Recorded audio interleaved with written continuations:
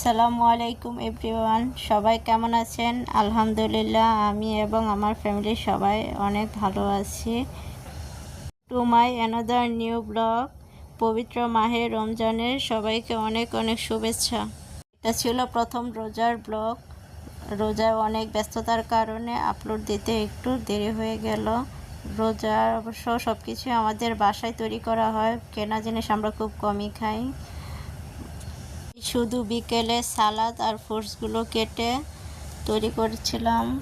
এবার অবশ্য আমাদের ব্লেন্ডারটা নষ্ট হয়ে যাওয়াতে কোনো ফলের জুস বা লাচ্ছি কিছুই করা হয়নি।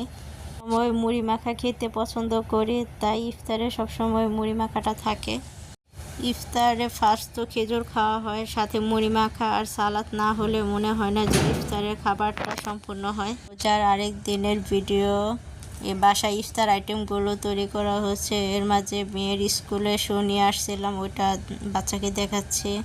আর সাথে কিছু ফ্রেশ শসা আর পেয়ারা নিয়ে আসছিলাম। শসাগুলো অনেক ভালো আর পেয়ারাগুলোর কোয়ালিটিও খুব ভালো ছিল, একদম ফ্রেশ আর টাটকা, খেতেও মাশাআল্লাহ অনেক মজা ছিল।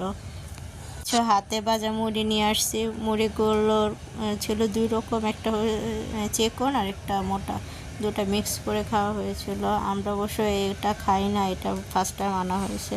আমরা হাতে ভাজা যে অরিজিনাল মুড়িটা ওইটাই সবসময় আনা হয়। আর এটা বিকেলের ভিডিও। বাচ্চাদের জন্য ফ্রুটস কাটা হয়েছে আর আমাদের জন্য সালাদ আর ইফতারের আইটেম। এইভাবে সালাদ কাটাটা অবশ্যই আমার বাবার কাছ থেকে শেখা। উনি এইভাবে কাটতে পছন্দ করতেন আর এইভাবে খেতেন। অবশ্যই এইভাবে খেতেও ভালো লাগে, কোনো বীজ আস্ত থাকে না, পাকা থাকলেও অথবা বড় থাকলেও সব কেটে যায়, তাই খেতেও ভালো লাগে। আর ছিল সাথে মুড়ি মাখা। তারপর দিন সকালের ভিডিও এটা। মা ছাদে গিয়েছিল গাছে পানি দেওয়ার জন্য, তার সাথে আমিও গিয়েছিলাম। দেখলাম যে গাছগুলোর কি অবস্থা। আমাদের একটা সবেদা গাছে এইবার ফার্স্ট টাইম ফল এসেছে। কেনা হয়েছে প্রায় 2-3 বছর হয়ে গেছে, কিন্তু এর ভিতর আর কোনো ফল ছিল না, ফুল হয়ে শুধু ঝরে যেত। এবারে ফার্স্ট টাইম ফল হয়েছে। আমাদের কিছু ফল গাছ আর সবজি গাছের ভিতরে এবারে ফার্স্ট টাইম। তার ভিতরে আছে এই যে একটা পেয়ারা গাছ, এটা বীজ থেকে হয়েছিল, এটা তো এবার ফুল এসেছে। আর এই আম গাছটা 4-5 বছর হবে বীজ থেকে করা, এখন পর্যন্ত ফুল হয়নি, ফল হয়নি। আর পাশে ওই সাজনা গাছটা গত বছর লাগানো হয়েছে, এটা তো দেখলাম এবার মাশাআল্লাহ ফুল এসে ফল ধরেছে। এবার দেখা যাক সাজনা থাকে কি না, থাকলে দেখানো যাবে। আছে অ্যালোভেরা গাছ, এগুলো মা নিজ হাতে বোনা, অনেক যত্নে করা। একটা অ্যালোভেরা গাছ থেকে এখন ছাদে অনেকগুলো অ্যালোভেরা গাছ। আর এই মেহেদি গাছটা প্রায় পাতা ঝরে যাচ্ছে, জানি না এটা থাকবে নাকি মারা যাবে। আর এই পেয়ারা গাছটাও মাশাআল্লাহ 3-4 বছর ধরে খুব ভালো পেয়ারাই খাওয়া হচ্ছে। এই পেয়ারা গাছটা থেকে ওই ছোট পেয়ারা গাছটা।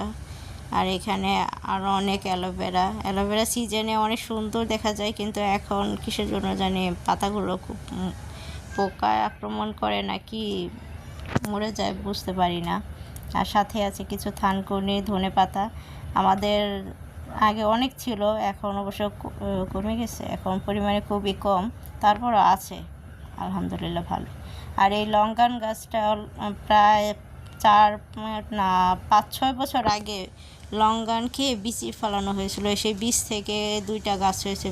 2টা গাছে এখনও ফুল আসে নাই, ফলও আসে নাই। এখন দেখা যাক কী হয়, যদি ফল অথবা ফুল আসে তাহলে দেখাবো।